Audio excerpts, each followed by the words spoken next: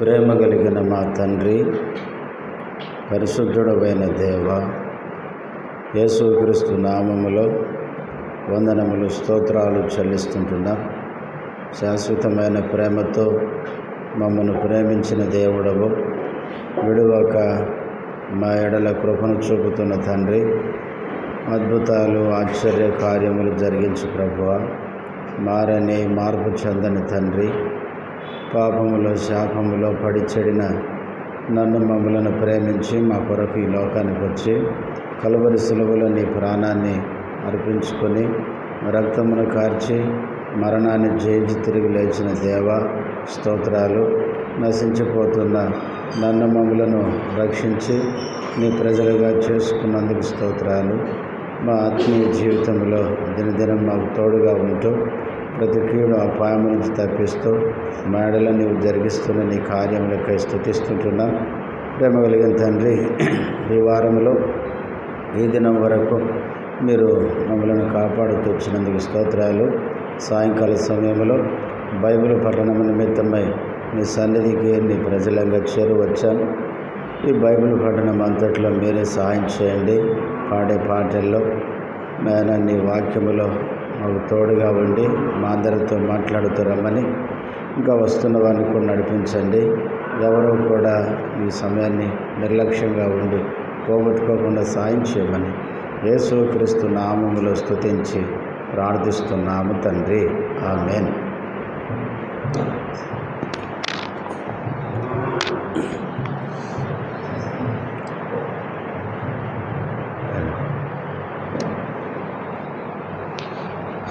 పాటల పుస్తకములో నుంచి పాట సంఖ్య 128, కొత్త పుస్తకములో 128వ పాట. దేవాని తలంపులు అమూల్యమైనవి నాయడ అని పాట.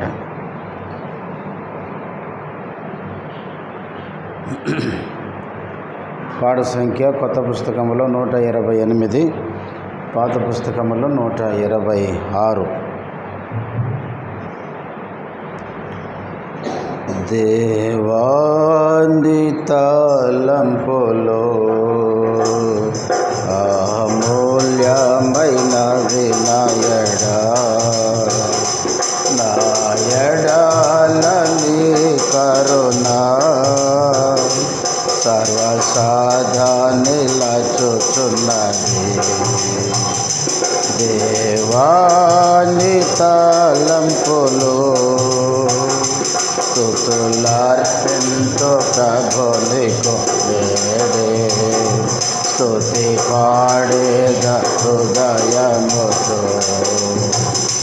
స్తుతులార్పింతు ప్రభునికు వేడే, స్తుతి పాడేద హృదయముతో.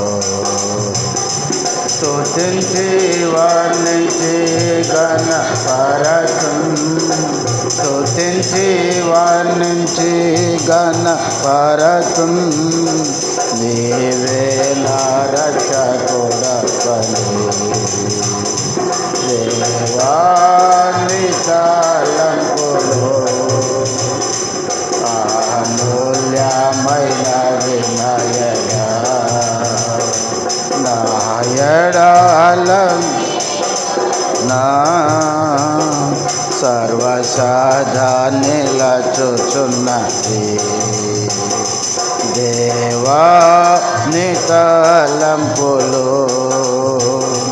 మొదట నిన్ను ఎరుగా నైతిని, మొదటి నన్ను ఎరిగితివి. మొదట నిన్ను ఎరుగా నైతిని, మొదటి నన్ను ఎరిగితివి. వెదుకలేదు ప్రభువా నేను, వెదుకలేదు ప్రభువా నేను, వెదకితివి పాతిని. దేవాని తలంపులు అమూల్య నా ఎడలని కరుణ సర్వసాగా నిలచుచున్నది. దేవా నీ తలంపులు మరణ మగోధిలో ఉంటేనే కరుణ నిలచి నన్ను రక్షింప. మరణ మగోధిలో నుండి కరుణ నిలచి నన్ను రక్షింప. మరణము నుండి రక్షింపనన్ మరణము నుండి రక్షింపనన్ నా ప్రభు బలియాయను. దేవాని తలంపులు అమూల్యమైన వినాయడా నా ఎడలని కరుణ సర్వసాగా నిలచుచున్నది. దేవాని తలంపులు పాపలోకములో మునిగి ఉంటిని. పాప శిక్షకు పాత్రుడను. పాపలోకములో మునిగి ఉంటిని. పాప శిక్షకు పాత్రుడను. యేసు ప్రభు సిలువ సహించెను. యేసు ప్రభు సిలువ నాకు నూతన జీవమొసగా. దేవా నీ తలంపులు అమూల్యమైనవి నాయనా నా ఎడలని కరుణ సర్వసాగా నిలచుచున్నది. దేవా నీ తలంపులు అద్భుతమైనది సిలువ దోషం. ప్రభువును కొట్టి ఉమ్మి వేసిరి. అద్భుతమైనది సిలువ దోషం. ప్రభువును కొట్టి ఉమ్మి. ప్రభును వర్ణింపనా సఖ్యము. ప్రభును వర్ణింపనా సఖ్యము. ప్రభువే సహించే దుఃఖము. దేవా నీ తలంపులు అమూల్యమైనవి నాయడా నా ఎడలని కరుణ సర్వసాగా నిలచుచున్నది. దేవాని ఎట్లు మౌనముగా నందు ప్రభు చెల్లింపక స్తోత్ర గీతము. ఎట్లు మౌనముగా నందు ప్రభు చెల్లింపక స్తోత్ర గీతము. కాలమంతా పడుచుండేదా కాలమంతా పడుచుండేదా నీ ప్రేమ అపారమైనది.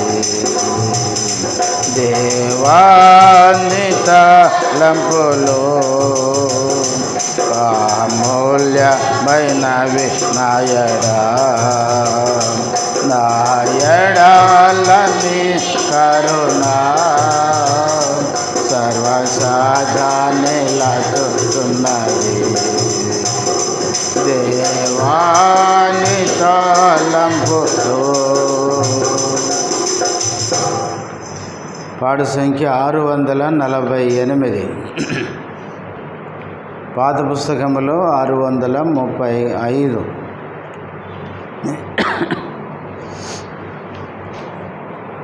పాత పుస్తకములో 635, కొత్త పుస్తకములో 648.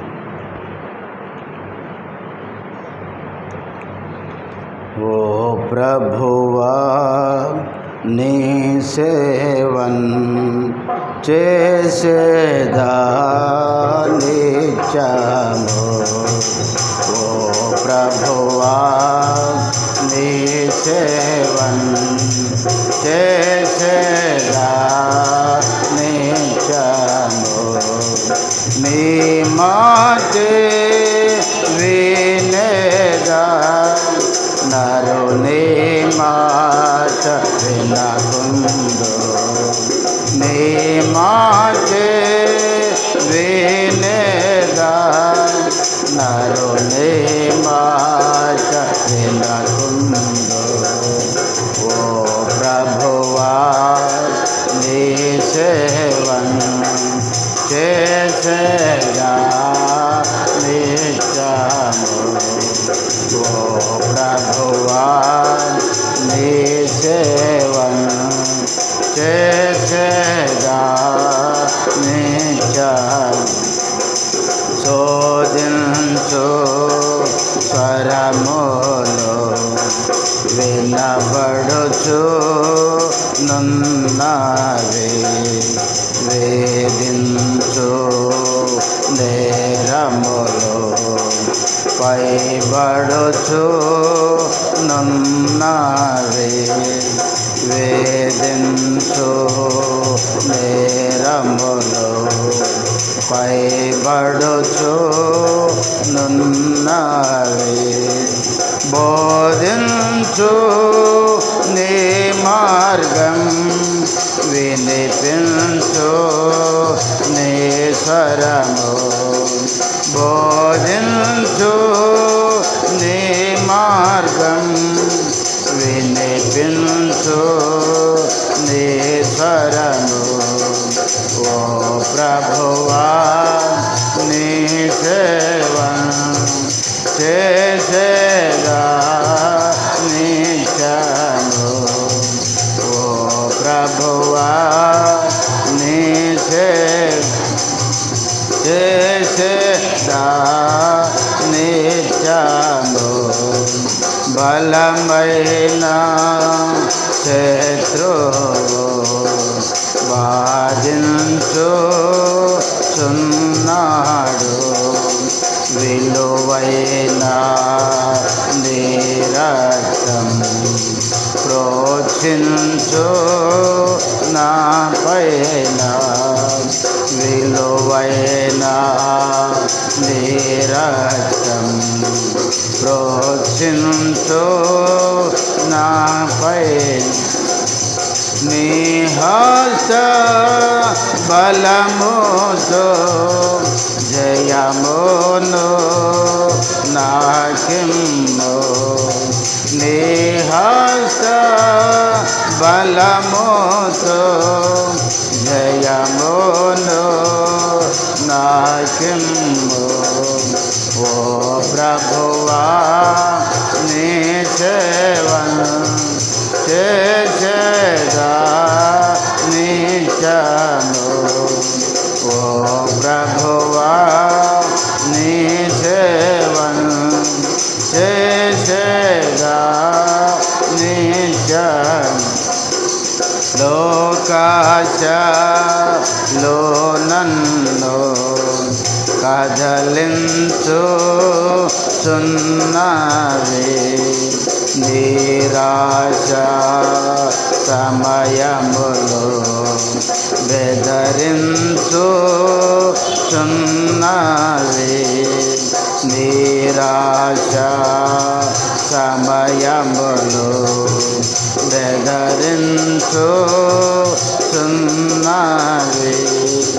ఆకాశమునుండి ఆధారించుమునందు.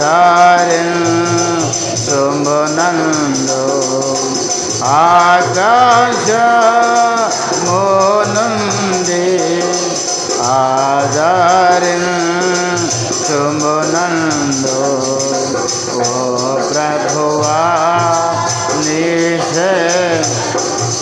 చేసేదా నిత్యము ఓ ప్రభువా నీ సేవను చేసేదా నిత్యము బేతేలో దర్శనము స్పష్టముగా చూపించు పెనుయేలో పోరాటం దినము నేర్పించు పెనుయేలో పోరాటం దినము నేర్పించు నా కాలమంతయో నన్ను నడుపు నా ప్రభువా నా కాలమంతయో నన్ను నడుపు నా ప్రభువా ఓ ప్రభువా నీ సేవను చేసేదా నిత్యము ఓ ప్రభు నీ సేవను చేసేదా నిత్యము మెల్లహని నీ స్వరమును మధురముగా వినిపించు తిన్నానే నీ త్రోవను నా కొరకు చూపించు తిన్నానే నీతో నా కొరకు చూపించు నీ వెలుగులో నన్ను నిత్యము నడిపించు నీ వెలుగులో నన్ను నిత్యము నడిపించు ఓ ప్రభువా నీ సేవను చేసేదా నిత్యము ఓ ప్రభు నీ సేవను చేసేదా నిత్యము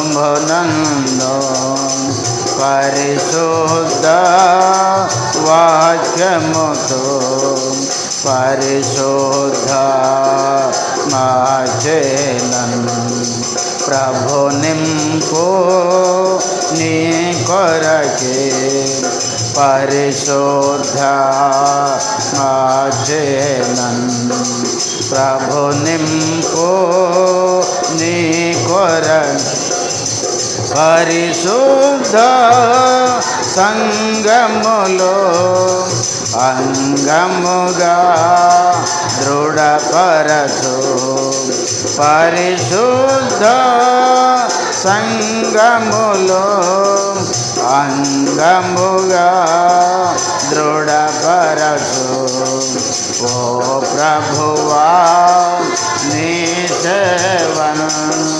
చేసేదా నిత్యము ఓ ప్రభువా నీ సేవను చేసేదా నిత్యము క్రీస్తే నా జ్ఞానము క్రీస్తే నా నీతిము క్రీస్తే నా విజయము క్రీస్తే నా ఆశ్రయము క్రీస్తే నా విజయము క్రీస్తే నా ఆశ్రయము క్రీస్తే నా రారాజు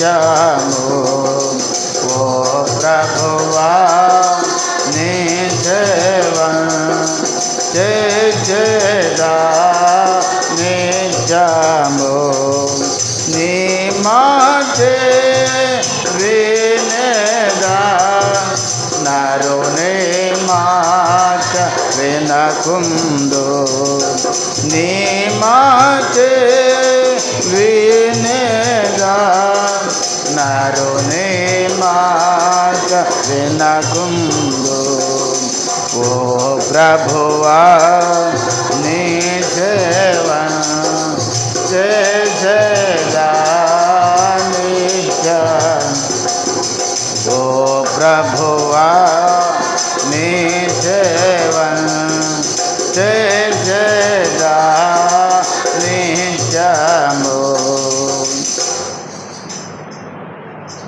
మన బైబిల్ ఎత్తి పట్టుకొని బైబిల్ పల్లవి పాడదాం. పఠింప శ్రేష్ఠ గ్రంథం బైబిల్ అనే కోరస్ 2 సార్లు పాడదాం తెలుగులో.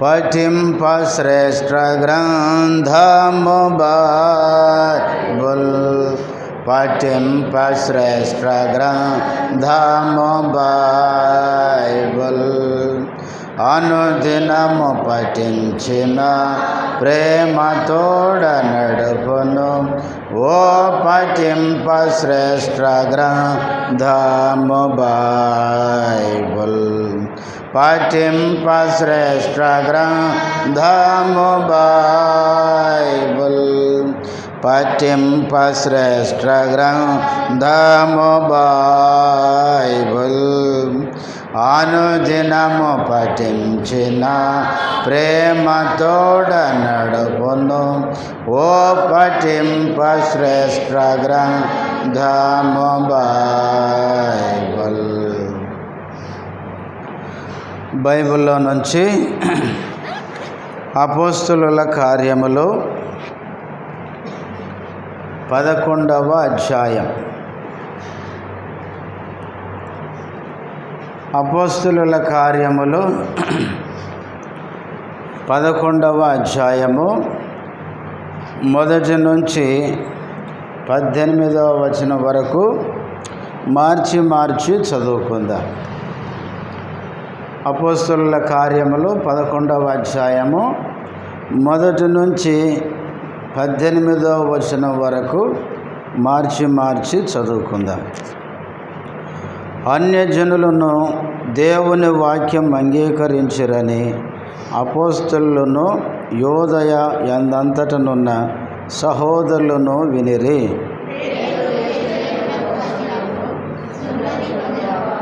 నీవు సున్నతి పొందని వారి యొద్దకు పోయి వారితో కూడా భోజనము చేసితివని అతనితో వాదము పెట్టుకొనిరి.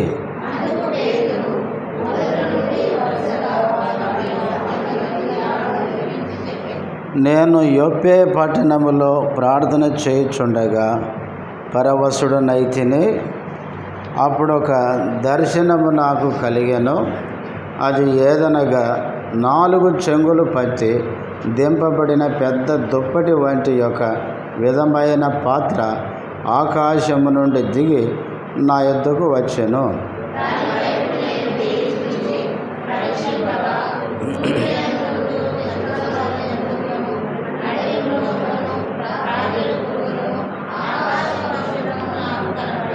అప్పుడు పేతురు, నీవు లేచి చంపుకొని తినమని ఒక శబ్దము నాతో చెప్పుట వింటిని.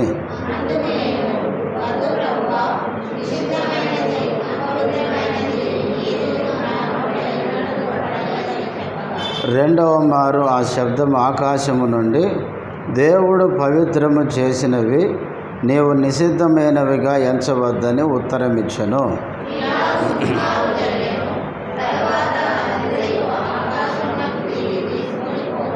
వెంటనే కైసరియా నుండి నా యొద్దకు పంపబడిన 3 మనుషులు మేమున్న ఇంటి యొద్ద నిలిచియుండిరి.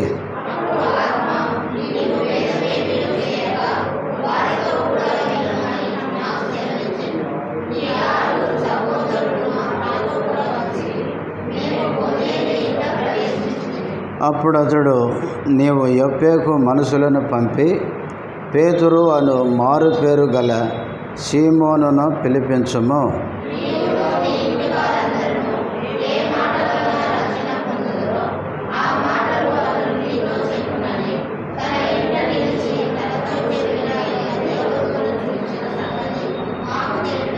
నేను మాట్లాడనారంభించినప్పుడు పరిశుద్ధాత్మ మొదట మన మీదకి దిగిన ప్రకారము వారి మీదకి దిగెను.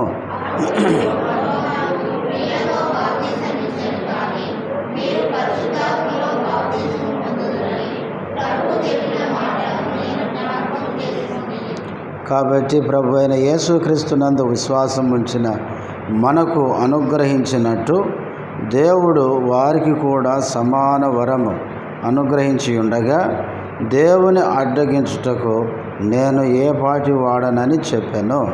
వారు ఈ మాటలు విని మరేమి అడ్డము చెప్పక, అట్లయితే అన్యజనులకును దేవుడు జీవార్థమైన మారు మనసు దయచేసి ఉన్నాడని చెప్పుకొనుచు దేవుని మహిమపరిచిరి.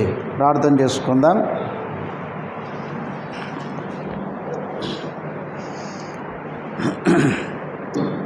ప్రేమ కలిగిన తండ్రి, యేసుక్రీస్తు నామములో వందనములు. ఇంతవరకు పాటల్లో మీరు చేసిన సహాయముకై స్తోత్రాలు. చదవబడిన వాక్య భాగంలో నుంచి నీ మాటలు వినాలని ఆశిస్తుండగా ప్రభువా, మీరే మా అందరితో మాట్లాడుతూ రండి.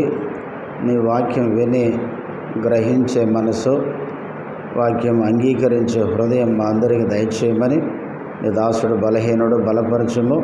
నీ మహిమ కొరకు వాడుకోనండి. వచ్చిన మీ బిడ్డలకై స్తోత్రాలు.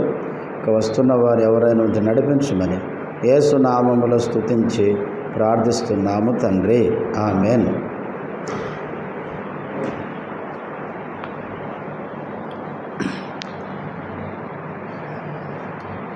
మనము అపోస్తలుల కార్యములు ధ్యానిస్తున్నాం. మొదటి నుంచి 10వ అధ్యాయం వరకు ఇప్పటికే మనం పూర్తి చేసుకున్నాం. ఈరోజు 11వ అధ్యాయంలో మనం ప్రవేశించాం. 11వ అధ్యాయం మొదటి వచనం, దేవుని వాక్యం అంగీకరించిరని అపోస్తలులను యోదయ యందంతటనున్న సహోదరులను వినిరి. మనము 10వ అధ్యాయంలో చెప్పుకున్నట్లు పేతురు కైసరియాలో ఉండే కొర్నేలు ఇంటికి వెళ్ళాడు. అన్యజనుల మధ్యలో దేవుని సువార్త ప్రకటించాడు. కొర్నేలు ఇంటివారు, తన బంధువులు, స్నేహితులు, అక్కడ చేరి వచ్చిన వారు యేసుక్రీస్తు నమ్మి రక్షించబడ్డారు. తర్వాత 10వ అధ్యాయం చివరికి వచ్చేసరికి రక్షించబడిన వారు కొంతకాలము పేతురుని వారి దగ్గర ఉండాలి అని వారు వేడుకుంటూ వచ్చారు. కనుక పేతురు కైసరియా పట్టణంలో కొంతకాలం వారి దగ్గర నిలిచి ఉంటూ వచ్చినాడు. ఈలోపు 11వ అధ్యాయం మొదటి వచనంలో చదువుకున్నట్లు అన్యజనుల మధ్యకి పేతురు వెళ్ళాడని, పేతురు వాక్యం విని అన్యజనులు రక్షించబడ్డారు అని అపోస్తలులు యోదయ అంతటా ఉన్న సహోదరులు, అంటే యోధా మతములో నుంచి క్రీస్తును అంగీకరించిన విశ్వాసులు విన్నారు. 2వ వచనం, పేతురు యెరూషలేమునకు వచ్చినప్పుడు సున్నతి పొందిన వారు, నీవు సున్నతి పొందని వారి యొద్దకు పోయి వారితో కూడా భోజనము చేసితివని అతనితో వాదము పెట్టుకొనిరి. 2వ వచనానికి వచ్చేసరికి కొంతకాలము కైసరీలో ఉండి కొత్తగా నమ్ముకున్న వారిని ఆత్మీయంగా బలపరిచి తిరిగి యెరూషలేము వచ్చాడు. 2వ వచనంలో పేతురు యెరూషలేమునకు వచ్చినప్పుడు రాగానే సున్నతి పొందినవారు అంటే యూదులలోంచి క్రీస్తుని నమ్మిన విశ్వాసులు. పేతురు ఏమంటున్నారు? నీవు సున్నతి పొందని వారి యొద్దకు పోయి వారితో కూడా భోజనము చేసితివని అతనితో వాదము పెట్టుకొనిరే. ఎందుకు ఈ వాదం పెట్టుకున్నారు? ఎందుకంటే యూదులకు ఒక పద్ధతి ఉంది. ఏంటా పద్ధతి? 10వ అధ్యాయం 28వ వచనం. అప్పుడు అతడు అన్యజాతి వానితో సహవాసము చేయుట అయినను అట్టి వానిని ముట్టుకొనుట అయినను యూదునికి ధర్మము కాదని. చాలమ్మా, యూదునికి ఒక ధర్మం ఉంది, ఒక పద్ధతి ఉంది. ఏంటా పద్ధతి? యూదుడు అన్యుల యొద్దకు పోవడం కానీ అన్యులతో సావాసం చేయడం కానీ అది వారికి తగదు. అందుకనే యూదుడైన పేతురు అన్యులైన కొర్నేలి ఇంటికి వెళ్ళి వారితో సహవాసం చేసి తిరిగి వచ్చిన తర్వాత ఇప్పుడు యెరూషలేములో ఉన్న సంఘ విశ్వాసులు పేతురును ప్రశ్నిస్తున్నారు. నువ్వు యూదుడవై ఉండి అన్యజనుల యొద్దకు వెళ్ళి వారితో సహవాసం చేసి వారి మధ్య ఉండి ఎట్లొచ్చావు? ప్రియులారా, వాస్తవంగా వీరు యూదులైనప్పటికీ ప్రభువుని నమ్మి ఏం చేశారంటే రక్షించబడ్డారు.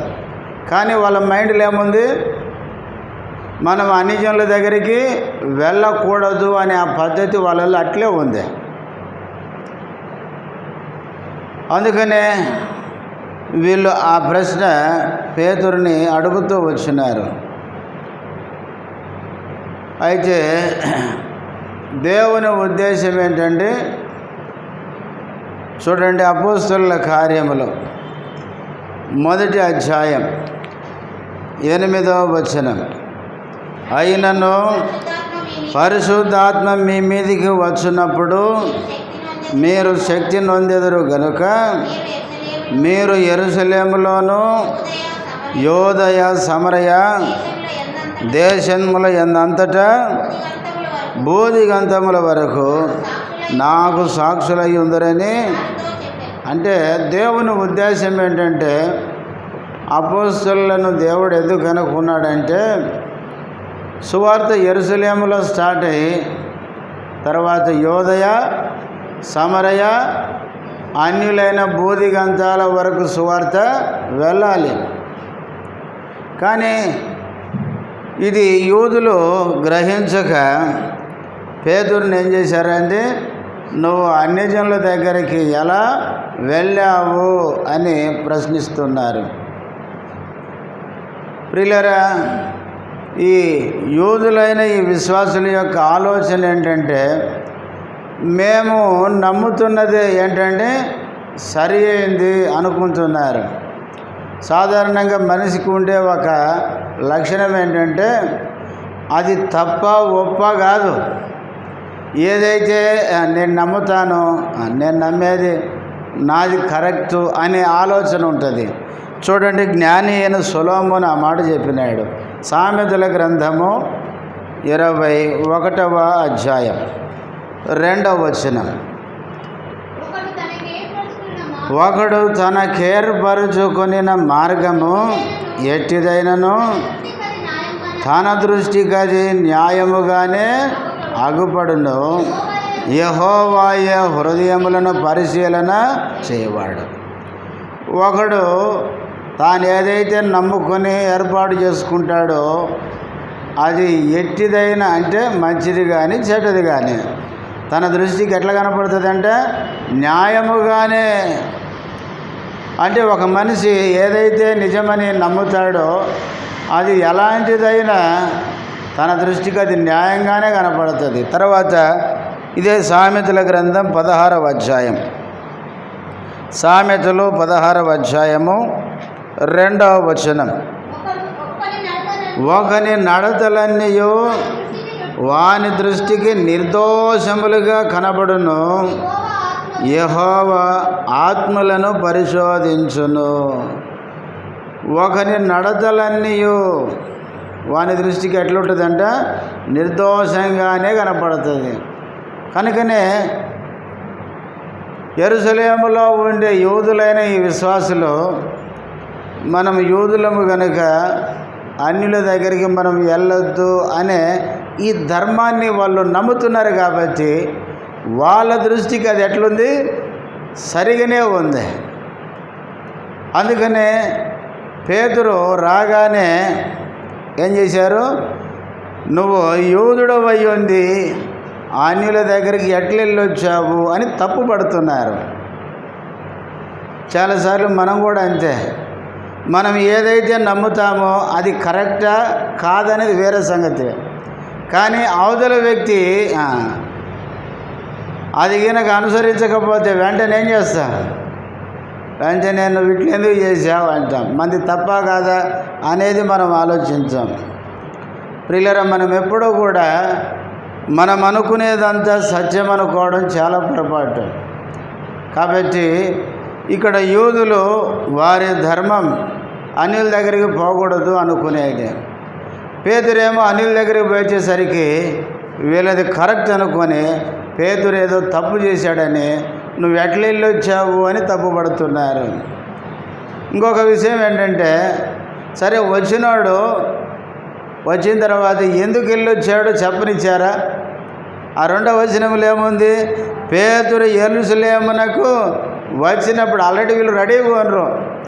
అంతకుముందే వీళ్ళు విన్నారు పేతురు కైసరేకి పోయాడు, అన్యజనుల మధ్య ఈయన సువార్త ప్రకటించాడు, అక్కడ కొందరు వాక్యం అంగీకరించారు అని వీళ్ళు విన్నారు. కాబట్టి పేతురు రాగానే అడగాలని వీళ్ళు రెడీగా ఉన్నారు. రాగానే పేతురు చెప్పేది మనం విని మాట్లాడదాం అనుకోకుండా ముందే వీరు మాట్లాడేస్తున్నారు.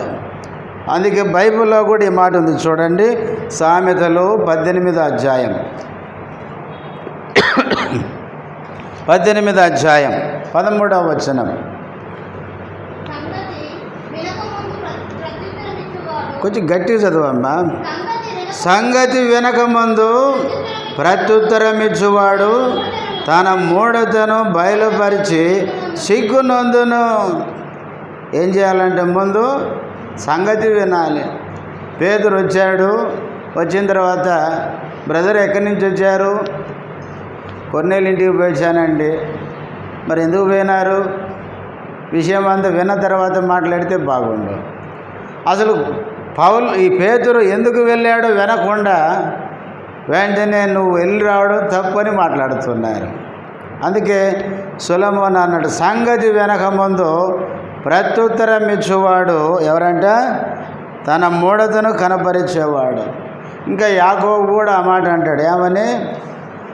1వ అధ్యాయం 19వ వచనంలో, సహోదరులారా మీరు వినుటకు వేగిరపడాలి. మనం ఎప్పుడు కూడా అవతల వ్యక్తి ఏం చెప్తున్నాడు అనేది మనం ఏం చేయాలి? ముందు వినాలి. విన్న తర్వాత మాట్లాడడానికి నిదానించాలి. కానీ వీళ్ళు పేతురు వచ్చాడు, పేతురు ఏం చెప్తాడు వినకుండానే వెంటనే వీళ్ళు అంటున్నారు, నువ్వు యూదుడు అయి ఉంది అన్యుల దగ్గరికి ఎట్లా వెళ్ళొచ్చావని తప్పు పడుతున్నారు. ఇంకొక విషయం ఏంటంటే, అసలు యెరూషలేము సంఘం స్టార్ట్ అయింది ఎవరితో? పేతురు ద్వారానే. అపోస్తలుల కార్యములు 2వ అధ్యాయంలో పెంతెకొస్తు పండుగ దినమున పరిశుద్ధాత్ముడు దిగి వచ్చినప్పుడు పేతురు సువార్త ప్రకటించగా ఇంచుమించు 3,000 మంది యెరూషలేములో 3,000 మంది ప్రభువుని నమ్మి సంఘముగా చేర్చబడ్డారు. అంటే యెరూషలేము సంఘ ఆరంభకుడు ఎవరండి? పేతురే. పేతురు ద్వారా రక్షించబడిన వీళ్ళు పేతురుని ఏం చేస్తున్నారండి? తప్పుపడుతున్నారు. చూడండి ఎంత విచారం. సరే వచ్చిన తర్వాత విషయాలు తెలుసుకుని మాట్లాడుతున్నారంటే లేదు, వెంటనే వాళ్ళు మాట్లాడేస్తున్నారు. మాట్లాడడం కాదు, 3వ వచనం చివరిలో ఏముంది? అతనితో వాదం పెట్టుకునేరే. ఏ పేతురు ద్వారా అయితే యెరూషలేము సంఘం ఆరంభమైందో ఆ సంఘ విశ్వాసులు పేతురుతో ఏం పెట్టుకున్నారండి? వాదం పెట్టుకున్నారు. బైబిల్ ఏముందంటే దేవుని పిల్లలు ఏం పెట్టుకోవద్దు? వాదాలు. రోమాపత్రిక 14వ అధ్యాయం 1వ వచనం. విశ్వాసం విషయమై బలహీనుడైన వానిని చేర్చుకునుడి, అయినను సంశయములను తీర్చుటకు వాదములను పెట్టుకొనవద్దు. ఏదైనా సంశయాలు ఉంటే దాని విషయమే దేవుని పిల్లలు వాదాలు పెట్టుకోవద్దు. తర్వాత ఎందుకు పెట్టుకోవద్దు అంటే యాకోబు రాసిన పత్రిక, యాకోబు పత్రిక 3వ అధ్యాయం 16వ వచనం. ఏలయనగా మత్సరమును వివాదమును ఎక్కడ ఉండునో అక్కడ అల్లరియు ప్రతి నీచ కార్యమును ఉండును. వివాదము వాదము ఎక్కడ ఉంటుందో అక్కడ ఏముంటుంది? అక్కడ అల్లరి ప్రతి నీచ కార్యం ఉంటుందంట. అందుకనే వివాదాలు అనేది అల్లరికి నీచ కార్యాలు జరగడానికి అది కారణమవుతుంది. అంతేకాదు ఇంకా చూడండి, తిమోతికి రాసిన మొదటి పత్రిక, తిమోతికి రాసిన మొదటి పత్రిక 6వ అధ్యాయం, తిమోతికి రాసిన మొదటి పత్రిక 6వ అధ్యాయం 20-21 వచనం.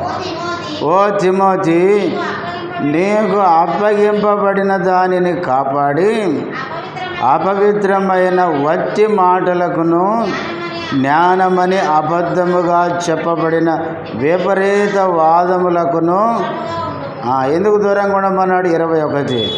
ఆ విషయంలో ప్రవీణులమని కొందరు అనుకొని విశ్వాస విషయము తప్పిపోయిరి. కృప మీకు తోడై ఉండునుగాక.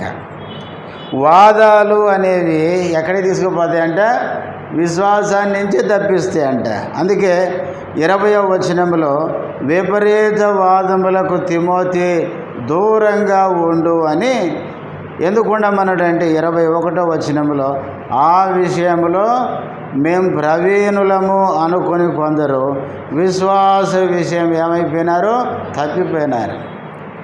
మనం ఎప్పుడూ గుర్తుపెట్టుకోవాలి, సత్యం చెప్పాలి, వినకపోతే ఏం చేయాలి? వదిలేయాలి. వాళ్ళతో వాదం పెట్టుకుంటే ఏమైంది? అవతల వ్యక్తి ఒప్పుకోలేదనుకోండి, 10 సార్లు వాదిస్తే చివరికి మన మనసు ఏమైందంటే వాడు చెప్పేదే కరెక్టే ఏమో, ఎందుకే ఒప్పుకోలేదేమో అని చివరికి మన విశ్వాసమే తప్పిపోయే ప్రమాదం ఉంది. అందుకనే మనం ఎప్పుడూ కూడా విపరీత వాదాలకు పోవద్దు. సత్యం చెప్పాలి. అబద్ధాన్ని నమ్మేవాడు నిజాన్ని ఎప్పుడు నమ్మలేడు. అసత్యాన్ని వెంబడిద్దామనుకునేవానికి ఎంత చెప్పినా సత్యం వాడు చెవికి ఎక్కించుకోడు. అందుకే పౌలు తిమోతికి అన్నాడు, ఏమని? సత్యవాక్యానికి ఏమియ్యరు? చెవినియ్యరు అన్నాడు పౌలు తిమోతికి రాస్తూ. కొంతమందికి అబద్ధం అంటే చెవులు పెద్దగా చేసుకొని వింటారు, భలే ఉంది భలే ఉందని. కానీ సత్యం చెప్తే మాత్రం సత్యానికి చెవిని ఇవ్వరు. అందుకే చూడండి, సత్యవాక్యము ఎక్కడైతే వినపడుతుంటుందో అక్కడ కొద్దిమందే ఉంటారు. అసత్యం చెప్పే కాడ వాళ్ళని లెక్క పెట్టడం కష్టమైతే. ఎందుకంటే ప్రజలకి చివరి దినాల్లో అసత్యము, కల్పనలు, కల్పించి చెప్పే కథలు అవంటే చాలా ఇష్టం. వాక్యం చెప్పుకుందామంటే బోరు కొడుతుందండి, ఎంతసేపు చెప్తాడండి అని విసుక్కుంటారు. అదే అనగనగనగా ఒక ఊరు, ఆ ఊరిలో ఒక రాజు అంటే ఏం స్పీకర్ అండి, ఎంత బాగా చెప్తున్నాడు వాక్యం. అనగనగలేదు, రాజు లేడు బైబిల్లో. కానీ ఆ రాజు గురించి కల్పించి చెప్తుంటే ప్రజలు ఏం చేస్తారు? ఎంత బాగుందండి వాక్యం అని సంతోషపడతారు. అందుకనే ప్రియులారా, చివరి దినాల్లో దేవుని వాక్యానికి ప్రజలు చెవినియ్యరు. అందుకనే మనం విపరీత వాదాలకి వెళ్ళకూడదు. అయితే వచ్చిన తర్వాత ఈ యెరూషలేములో ఉండే యూదులు పేతురుతో వాదం పెట్టుకున్నారు. అయితే పేతురు కూడా ఏం పెట్టుకోవచ్చు చెప్పండి? వాదం పెట్టుకోవచ్చు. మీరెవరయ్యా నన్ను అడగడానికి? మీరెవరు? నేనెవరు? నేను యెరూషలేముకి ఆరంభ సేవకుని, అపోస్తలుని. నా ద్వారా మీరేమైనారు? రక్షించబడ్డారు. నన్ను అడగడానికి మీకేం అర్హత ఉంది అని వాదించవచ్చు. కానీ పేతురు అట్లా వాదించలేదు. ఎందుకు అంటే చూడండి, సామెతల గ్రంథం 15వ అధ్యాయం. సామెతలు 15వ అధ్యాయం 18వ వచనం. కోపేద్రేకియగువాడు కలహం రేపును, దీర్ఘశాంతుడు వివాదము అణచివేయును. కోపోద్రేక అంటే చిన్నదానికి పెద్దదానికి కోపడేవాడు దేనికి రేపుతాడంట? కలహాన్ని రేపుతాడంట. కానీ దీర్ఘశాంతము కలిగిన వాడు వివాదాన్ని ఏం చేస్తాడు? అణిచేస్తాడు. అందుకనే వాళ్ళు ఆవేశముతో, ఉద్రేకముతో నీవు అపోస్తలుడు అయ్యుండి మమ్మల్ని రక్షణలోనికి నడిపించిన వాడపోయింది, ఈ మాత్రం తెలియదా నీకు? అన్యుల దగ్గరికి పోకూడదని తెలియదా? మాకు బాగా తెలుసు అని వాదిస్తుంటే మీకేం తెలిసే బుద్ధి లేని వాళ్ళారా? నా ద్వారా రక్షణ పోతే నాకే చెప్తారా అని కోపల్లే ఆయన ఏం చేశాడంటే చూడండి 4వ వచనం.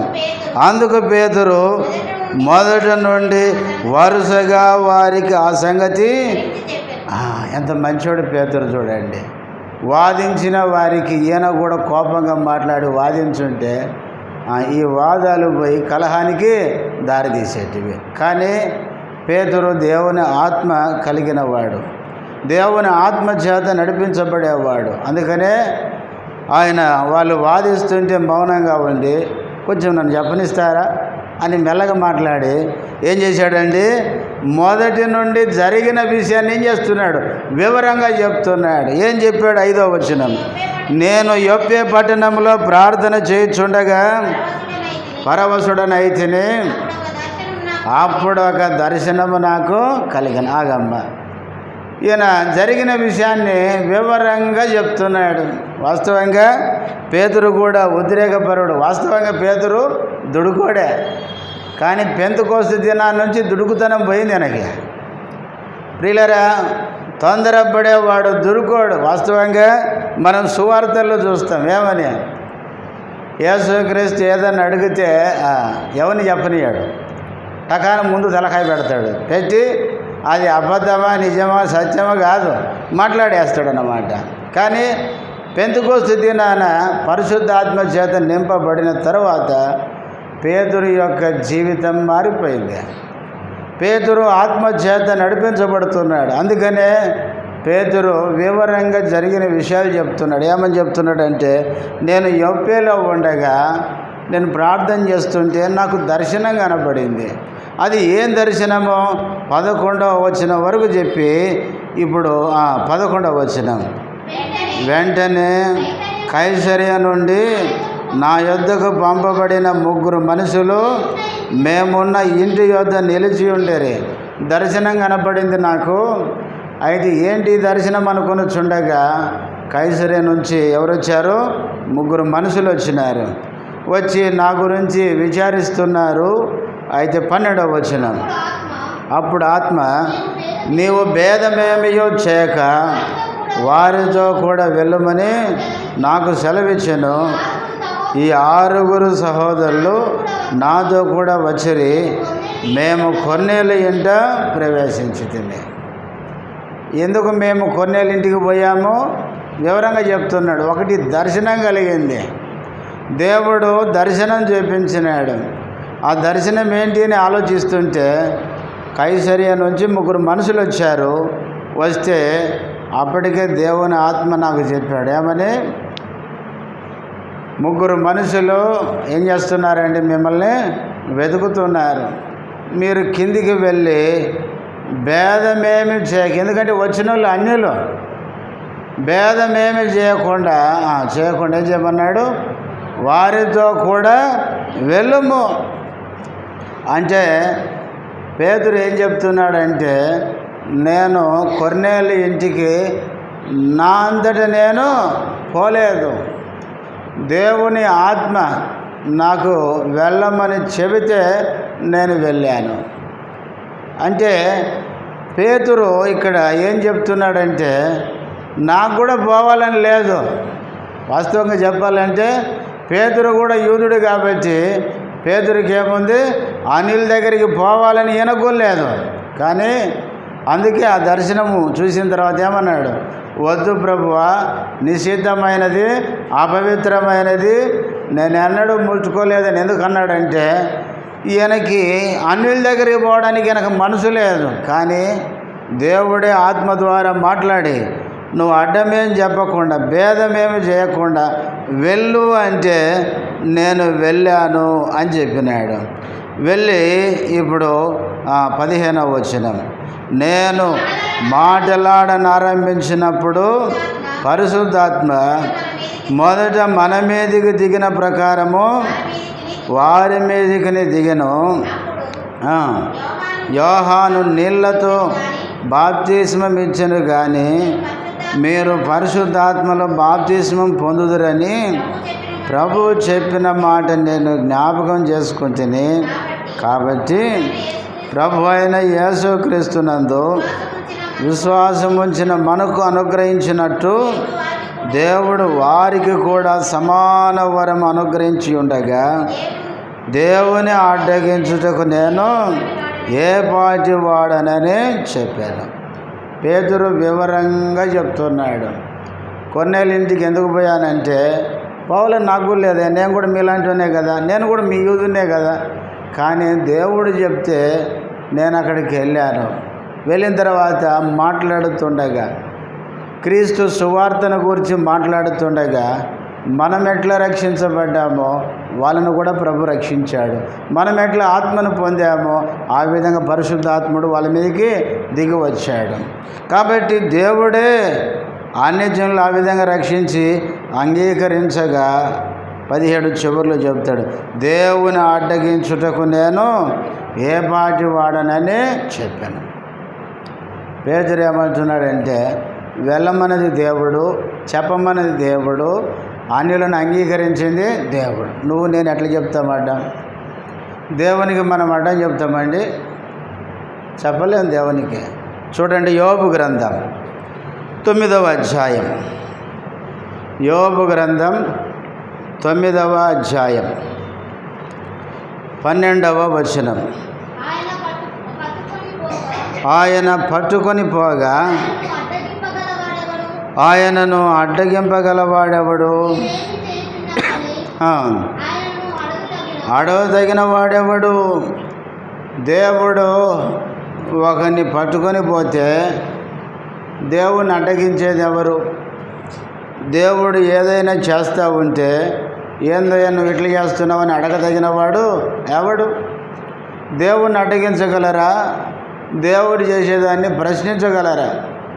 కాబట్టి దేవుడు అన్యజనులను రక్షించడం దేవుని ఉద్దేశం. మనం అపోస్తులు 1:8 చదివినాం. అపోస్తులను దేవుడు ఎన్నుకున్నది ఎందుకంటే, సువార్త యెరూషలేములో ఆరంభమై యోదయ, సమరయ, బూదిగంతాల వరకు అపోస్తులు ఏం చేయాలి? సువార్తను తీసుకెళ్ళాలి. అన్యుల దగ్గర కూడా పోవాలి వాళ్ళు. అందుకని పేతురుని కొర్నేలి ఇంటికి నడిపించినాడు. కాబట్టి దేవుడు అన్యజనులను రక్షించడానికి నన్ను నడిపిస్తే, అన్యజనులను దేవుడు రక్షిస్తుంటే మనం ఎట్లా అడ్డం చెప్తాం? దేవుని అడ్డగించడానికి మనము ఎవరం? అందుకనే యోబు కూడా ఇక్కడ యోబు గ్రంథంలో చూస్తున్నాం. దేవుడు ఒక వ్యక్తిని పట్టుకొని పోతుంటే ఎవరు అడ్డగిస్తారు? ఆయన ఏదైనా చేసేటప్పుడు ఆయన ఏం చేస్తున్నావు అని ఎవరు అడుగుతారు. రోమాపత్రిక 9వ అధ్యాయంలో కూడా పౌలు ఇదే మాట, దగ్గర మాట చెప్తాడు. చూడండి, రోమాపత్రిక 9వ అధ్యాయం 20వ వచనం. అవును కానీ ఓ మనుషుడా, దేవునికి ఎదురు చెప్పుటకు నీవెవడవు? నన్నెందుకు ఇలాగు చేసితివని రోపింపబడినది రోపించిన వానితో చెప్పున. ప్రియులారా, మనిషిని పౌలు అంటున్నాడు, ఓ మనుషుడా, దేవునికి ఎదురు చెప్పుటకు నీవు ఎవడవు? ఇంకా పైన అంటాడు 19లో, ఆయన చిత్తమును ఎదిరించిన వాడెవడు? దేవుని చిత్తం ఏంటంటే అన్యజనులు రక్షించబడాలి. అన్యజనులను దేవుడు రక్షిస్తుంటే అన్యజనులను రక్షించే దేవుని చిత్తాన్ని ఎదిరించేవాడు ఎవడు? ప్రియులారా, దేవుడు చేసేదాన్ని ఎవరు ఎదిరించలేరు, ఎదిరించకూడదు కూడా. ఎదిరిస్తే ఏమవుద్దో ఫరోని అడుగుది చెప్తాడు. ఇశ్రాయేలు ప్రజల్ని ఐగుప్తు నుంచి విడిపించడం ఏంటంటే దేవుని చిత్తం. కానీ ఫరో ఏం చేసినాడు? యెహోవా ఎవడు, నేను ఇశ్రాయేలుని పోనీయను అని దేవుని చిత్తాన్ని ఎదిరించినాడు. ఎదిరిస్తే దేవుడు ఏం చేశాడంటే ఐగుప్తు దేశాన్ని అంతా నాశనం చేసినాడు. వాటి మీదకి ఏం చేశాడు? అనేకమైన తెగులు పంపించి ఐగుప్తు అంతా నాశనం అయిపోయింది. చివరి ఏం చేసినాడు? నువ్వు వినవా అని చెప్పి ప్రతి ఇంటిలో తొలిచూలును చంపేసినాడు. మనం బైబిల్లో ఉట్టికి చదువుతాం, కానీ ఒక దేశంలో ప్రతి ఇంటిలో చావు ఉందంటే ఎట్లుంటుంది ఆలోచించండి. ప్రతి ఇంటిలో మరణం ఉంటే అది ఎంత గోస. ఊర్లో ఒకరు చనిపోతే ఊరంతా పోయి ఇంటిని ఏం చేస్తారు? ఆదరిస్తారు. ప్రతి ఇంటిలో చావు అయితే ఒకరినొకరిని పట్టుకుని ఏడవడం తప్ప ఏముండదు. ఎంత దేవుడు ప్రియులారా ఆయన చిత్తాన్ని ఎదిరిస్తే ఎంత భయంకరమైన పరిస్థితి ఉంటుందో ఆలోచించండి. ఫరో ఇశ్రాయేలు ప్రజల్ని పోనీయకపోతే ఆ దేశమంతటిని ఏం చేశాడు? నాశనం చేసినాడు. చివరికి ఆయన దగ్గర ఉన్న వాళ్ళు వచ్చి అన్నారు, ఏమన్నారు? అయ్యా, దేశం అంతా నాశనమైంది, వీళ్ళనుకో ఉంచుకున్నాం అనుకో దేశానికే చాలా ప్రమాదం అనేసరికి చివరికి ఫరో ఏం చేశాడు? కఠినుడే కానీ కదలకుండా పంపించినాడు. వాళ్ళు వెళ్ళేటప్పుడు మేము పోతాం కానీ వెండి బంగారాలు మాకు ఇవ్వండి అంటే ఇస్తాం కానీ తొందరగా పోండి అనే కాడికి వచ్చింది. చివరికి పంపించిన తర్వాత కూడా ఫరో అనుకున్నాడు, ఏమని? నేనెందుకు వీరిని పోనిచ్చితిని అని మరలా గుర్రాలు రథాలు సమకూర్చుకొని వెనకబడ్డాడు. అయితే దేవుడు ఏం చేశాడు? ఇక నీ పని ఇట్లుందా అని చెప్పి రా అని చెప్పేసి ఎర్ర సముద్రంలోకి తెచ్చి దాంట్లో ముంచేసినాడు. ప్రియులారా, దేవుని చిత్తాన్ని ఎదిరిస్తే ఎట్లుంటుందో ఫరోని చూసి మనం నేర్చుకోవచ్చు. అందుకనే పేతురు అంటున్నాడు, అన్యజనుల మధ్యకి దేవుడు నన్ను వెళ్ళమన్నాడు, అన్యులకి దేవుని వాక్యాన్ని చెప్పమన్నాడు, అన్యులను దేవుడు రక్షించినాడు. దేవుడు అట్లా ఆ కార్యం జరిగిస్తుంటే ఆయన్ని అడ్డగించడానికి నేను ఎవరిని? ప్రియులారా, మనము దేవుని చిత్తానికి మనము అడ్డుపోకూడదు. అడ్డుపోతే మనకే నష్టం.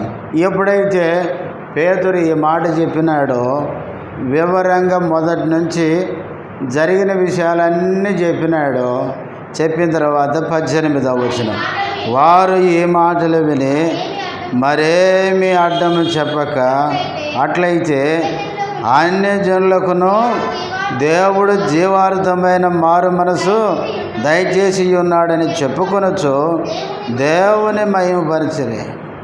3వ వచనంలో ఏం చేశారండి? 3వ వచనానికి 18వ వచనానికి తేడా ఉందా? 3వ వచనంలో ఏమన్నారు?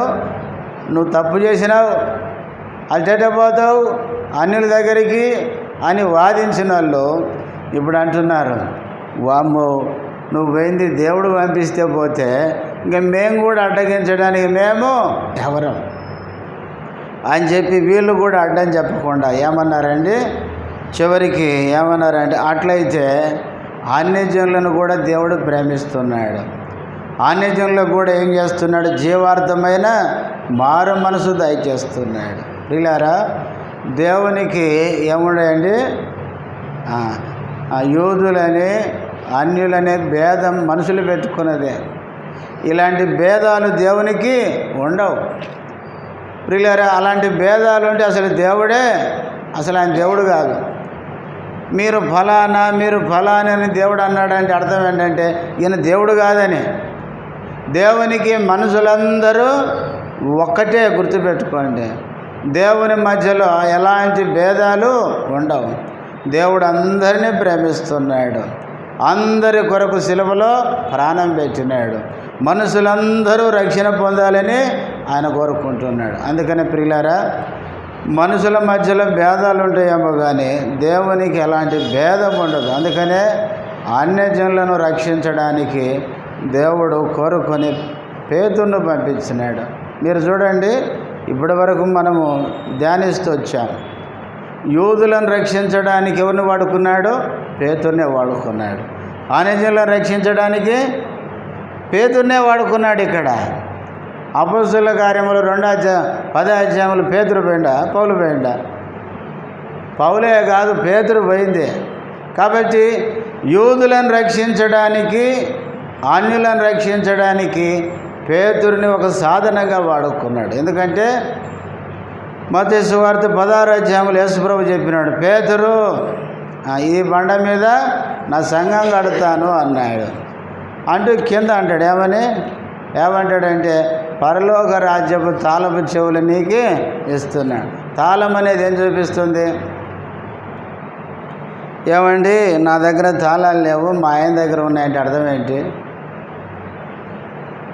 అర్థం ఏంటండి? లేదండి నాకాలు లేవండి, మా సిస్టర్ కడ ఉన్నాయంటే అర్థం ఏంటి? ఇక ఇల్లు మొత్తం అధికారం ఆమె చేతిలో ఉందని అర్థమైందా?